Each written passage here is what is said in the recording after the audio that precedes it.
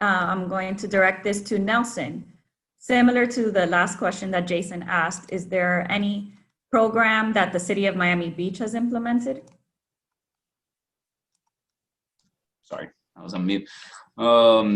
Absolutely, and I'll touch base on the engineering programs, and Betsy might want to speak a little bit about the environmental side of things. But in terms of the stormwater program, Miami Beach is currently implementing what we're calling water treatment systems, which essentially are complex systems that not only convey the water and dispose of the water, but also treat the water prior to its disposal. So while traditionally Miami Beach outfalled via gravity or possibly via sheet flow to the bay and the water was never treated properly, now we've implemented water treatment systems that have bar screens, have pollution control structures, have floatable separation at the wet well, have aeration at the wet well, and on top of that have injection wells, or we're working with Durham to implement these injection wells and these new versions of water treatment systems prior to disposing any water to the bay.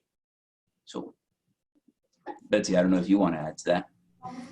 Yeah, I think, you know, in Miami Beach, the way that we look at stormwater management, environmental protection is from an integrated approach. So it's not just our public works team and our environmental team who are thinking about the health of the bay, but we're bringing in our building department, bringing in code compliance as we're thinking about design, during design, and then also construction.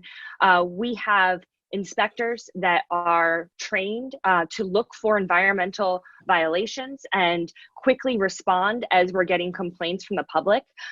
We also work from a design perspective with CIP and Public Works to make sure that public projects are designed in a way to prevent that pollution. And then also we review all construction projects from public property. We review those plans to make sure that they have sediment and erosion controls in place and as part of their overall building permit. And if these sites are found not to have these controls in place, we will issue a violation, and if needed, have a stop work order as well.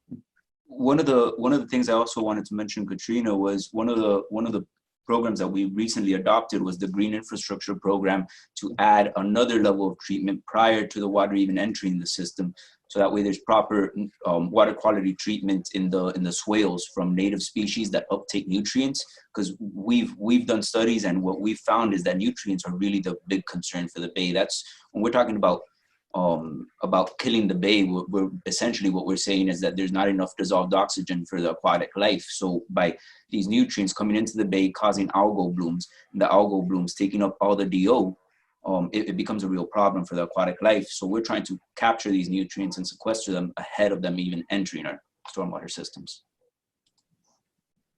Thank you. That makes sense. I didn't know that. And what we can get in later of what we can do to help you guys out.